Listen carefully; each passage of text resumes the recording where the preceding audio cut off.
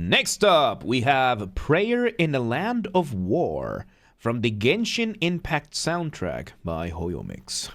Once again, everybody, this is a Basterd's LFA, a layman-friendly analysis. I'm a professionally trained musician, a composer, and my objective here is to explain things in a way so that you don't have to be one to understand what is happening here, musically. So, if you like the sound of that, make sure you're following the channel, subscribe to the channel, whatever term you want to use, like the video, share the video, leave a comment, turn on notifications, become a member. Once again, everybody, if we somehow hit 10,000 subscribers on YouTube before Christmas of 2025, I will also play a video game of the choice of the community. Members get early access, artists, let's collaborate, how to request songs if you're not here, gaming channel, all that kind of stuff. I have a spiel for this and a bunch of other things at the end of the video, so stick around for that. Disclaimers showing on your screen right now, so go ahead and pause the video if you want to read them in full. Otherwise, let's do this. Prayer in a Land of War, let's go.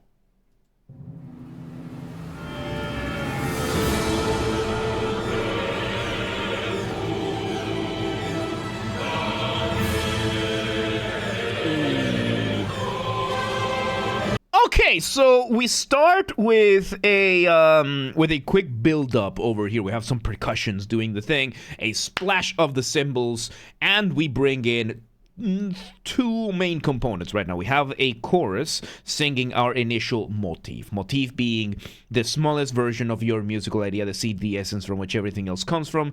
And then we are having some violins giving us some very quick, what seem to be glissandos. So, let me first explain the concept of a chorus, right? So a chorus, in a classical sense, is for the chorale, right? A chorale, which is a group of people singing. Usually, we separate them into four ranges for vocals. We have the SATB, which is for soprano, alto, then tenor, and bass. There is a hard divide over here, which is... Okay, so we have the hard divide over here, which is soprano and alto is the higher range for women. Tenor, bass is the lower range for women. So, this already, like all these four, is already like anywhere between 90 and 95% of the world population. Soprano, of course, being the higher end of women's vocals. Alto being the lower end of women's vocals, tenor being the higher range of men, still lower than altos, and basses being the lower end of men. There's two additional ones that you can get that take this number here from 90 to 95% to 90 to 99.99% of population, which is we have the mezzo soprano, and then we have the baritone. Now, mezzo-soprano is going to be either the full range of the soprano and the alto or somewhere in between, and the baritone is going to be either the full range of the tenor and the bass or somewhere in between. In my case, for example, I am a baritone. I am the type of baritone that I have a good chunk of the range in a tenor, a good chunk of a range of a bass, and I just can't go all the way on either one, but I do have a good middle ground. So we're having that, and then we're having the violins doing what is called a glissando. And Valid, you are talking about a different type of chorale. You're talking about the choral, or like a chorale. Chorale. I am talking about a chorale. English. So, we're having the violins doing a glissando. Glissando, usually it's a very, very fast slide in the notes. You can hear in the violins, they're basically just sliding up, sliding down. Of course, in the piano, is a glissando is when you just... that kind of thing, you just slide the finger around. Same with harps, all these kinds of instruments. Yeah, there's chorales, there's corals, there's chorals, and there's then there's a bunch of other ones. English, yay! So yeah, we're having now the chorus singing, and immediately they did a small variation of the motif. Let's see where this goes. Okay, we have trumpets holding some notes. We have... Okay, we have so much going on. So we have, okay, let's bring the image of the orchestra, right? So orchestra, we have a full orchestra here, as it is fairly usual for Genshin music. So we're now having the violins, the violas, the cellos, the double basses giving us some sustained chords. They're just holding the notes. We're having the trumpets giving us a little bit, a bit of stingers, like short, fast, staccato notes. So staccato is short, fast, like very, very, very, very fast, very brief notes, right? Usually very rhythmic. Of course, my favorite is still this kind of thing, right? So we have the staccatos going on there. I think we have the French horns also doing a few more things, but it's mainly the chorale, the chorus here. Really, really bringing it together. Let's see where it goes. We bring in the piano. Doing some runs. Oh, violins. Giving us... We change... Oh. So we have the violins first giving a... We have the piano and the violins doing what we call runs. Runs is, you know, very fast scales, chords, that kind of thing, going really, really fast. Then the violins turn from being that melodic to just going into this beautiful rhythm. And now we have the piano playing in octaves. Octaves, of course, is in music. Most of your scales are going to be 7 notes. Let's take, for example, the key of C major, right? So C, D, E, F, G, A, B. And then the 8th note is go back to C, being the octave. So right now, the piano is playing in octaves, which means we are playing we have different octaves for each note, and we're just playing the notes at the same time, which is a lot more dramatic. And in this case, we are getting this beautiful rhythm, almost Dark Souls-esque from, you know, the plim plim ploms from Dark Souls. Really good stuff. Well, yeah, let's see where it goes.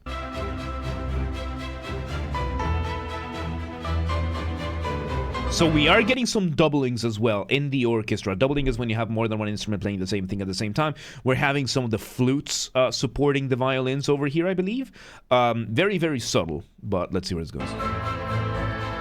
Yep, there's the flutes. Oh, very beautiful. And yes, we're just having this beautiful dance between the violin, the string section, sometimes going off in runs, the flutes taking over the rhythm that the violins were doing, and it's just beautiful. Let's see where it goes. A run from the piano, nice. We switch over to the pianos now, to the violins taking the melody. Now the piano takes the rhythm. And we have a percussion in the back, giving us a...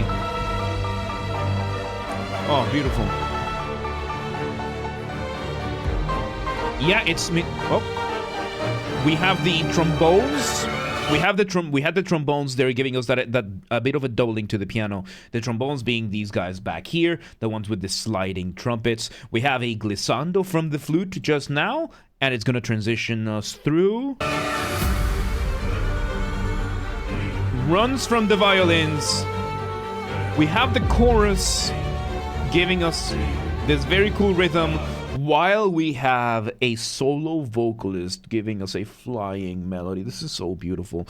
Okay, so flying melody, of course, being a colloquial term that I use. Colloquial, by that I mean there's no official academic definition for this, or at least I'm choosing not to use it for the sake of simplicity. And a flying melody, as we are hearing right now, we have this, the basses are busy, there's a rhythm, you have the middle ground, we're singing all these kinds of things, and then high up above, we have another melody, slower, simpler than everything else, just flying above the landscape that has been created, and it's just beautiful. I have 2 examples that I can give from these, from songs that have this as well. One is Roxanne from the musical Moulin Rouge. There's a film version with Ewan McGregor, you know, Obi-Wan Kenobi, as the lead. His part becomes the flying melody, and the other one being Good to Be King from the Journey to Bethlehem. This one sung by Antonio Banderas. The chorus of the song being a flying melody through and through. Really, really cool villain introduction kind of song. Let's see where this goes.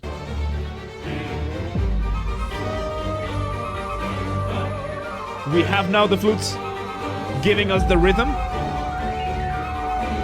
Another glissando from a flute. Oh, it's beautiful. All right, now we let... So now you can hear it, right? Like the chorus has come back to completely bring in the main melody. They're taking the forefront, the spotlight now, and now we are having the trombones and I think the French horns as well, keeping some of those rhythms, doubling what seems to be like the rhythm section, like the lower end from the strings usually ends up being the rhythm section, which would be the cellos and the double basses. In which this case, I think they're behaving as a bossy. Bossy would be cellos plus double basses, doing the same thing. It's just a doubling that has been existing for a very long time. Let's see where it goes. There we go. We have the piano. All right, very, very epic. And they're being doubled by the French horns and the trumpets. The chorus is being doubled by the French horns and the trumpets. We're having some very subtle percussion in the background. Let's see where it goes.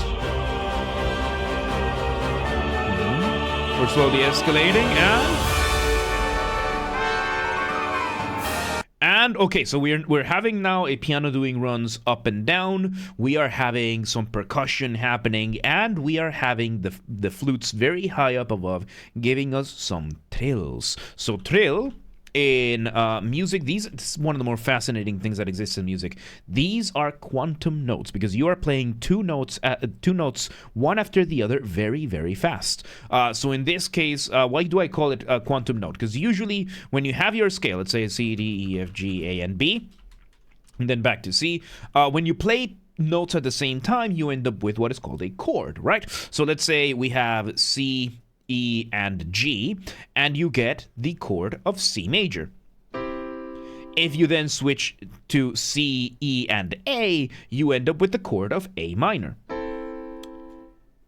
However, if you engage in a trill, and a trill is going to sound, so you're playing these notes one after the other. So if we wanted to play both, we would play C, E, G, and A. However, if we play them like this, we end up with what is called A minor 7. Which is not what I want in this case. So if I wanted to play both C major and A minor, I would play C and E, and then I would play a trill between G and A.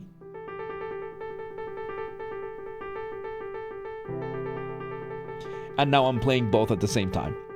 Now I am playing both at the same time, engaging in this trill, and now we're having this really, really cool thing happening with the flute high up above. Of course, it might not be serving the same purpose over here, but it's just something cool that you can get with the trill. And of course, the trill also gets rid of the possible dissonance that you can get, because when it comes to intervals in music, you can get three types of sounds. You can get consonance, you can get dissonance, or you can get the instability. Instability, which is just the tritone. So, consonance is going to be your intervals of thirds, fourths, fifths, and sixths. So, minor third, major third, perfect fourth, perfect fifth, minor sixths, major sixths. These are all consonants. Dissonance is going to be notes that don't sound like they belong. Minor seconds, major seconds, minor sevenths, major sevenths. Like they sound like they clash against one another. And then there is the tritone, which is the only interval in music which is perfectly in the middle, which sounds inherently unstable. Now, the cool thing about dissonance is that if you have dissonance and you add something consonant, you get consonance. If you have a tritone and you add consonants, you still get instability. You still get the tritone. So it's one of those cool things. However, if you then do a trill in what would otherwise be dissonance, you get rid of the dissonance. It sounds consonant. It's one of those really cool things in music that makes very little sense. So, yes. Let's see where this goes. We have the trumpets going on. We bring some percussion. Okay, so we bring back what we were doing back here with the violins and everything, except we now have taken the scale down. We now have just a few of the women singing this, and we are having this being done very, very high up, changing completely, making this whole thing feel a lot lighter. Let's see where this goes. chimey version. Oh, there comes the timpani roll. And now we bring in everybody. We bring in some drums now, giving us a proper drum beat. Ooh. Let's see. Variations on the melody. We're having trills all over the place, glissandos. We're having the trumpets giving us that glorious... Oh, now we bring in the French horns. This is a very unique sound that you get from the French horns, just playing these chords that they're echoing what the chorus was doing just before here, but it's so good. Let's see where this goes. The violins are still giving us a little bit of rhythm there. And we bring back the vocalists, doubled by the French horns. Now the French horns are doubling what the chorus is doing, except they are also doubling the rhythm. So they are repeating the chords that are happening. They're still playing the same thing that the chorus is doing, but to the rhythm of the drums. It's really cool. Let's see what it is. Drums. This little phrase.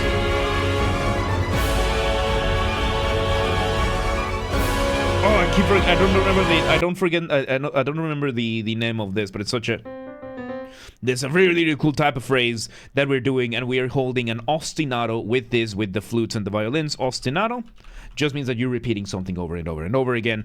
And oh my god, this is so cool. Let's see how it ends. Let's see how it ends. High note. One last run, and... Oh, okay, let me hear this a bit more. So we're building cadence. Oh, we hit that final high note. And there we go. We build up for that one last cadence. Everything echoes out. And there you have it. Oh my god. Genshin music. This just corroborates my hypothesis that Hoyo is just a front company for Genshin. For Genshin and the other games to just make incredible music. There you go. That was Prayer in a Land of War from the Genshin Impact soundtrack by Hoyo-mix. Very From Software-esque. Yeah, like it kept reminding me of From Software. Really, really cool stuff, man. Really good. Once again, everybody, this has been a Basterd's LFA, a layman-friendly analysis. I'm a professionally trained musician and composer, and my objective here has been to explain things in a way so that you don't have to be one to understand what's happened here musically. So, if you're watching this in the YouTube video archive thing, thank you for watching. Make sure you're following the channel, subscribe to the channel, whatever term you want to use. Like the video, share the video, leave a comment, turn on notifications, become a member. Once again, everybody, at the time of recording, we just went past 7,000 subscribers on YouTube, so thank you so much for that. If we somehow hit 10,000 before Christmas of 2025, which not very likely, still possible, if it somehow happens, on top of doing the audiobook fan fiction thing, I will also play a video game of the choice of the community live on stream. We're going to do a couple of streams of just that, and we'll see how that goes. On top of probably giveaways and whatnot.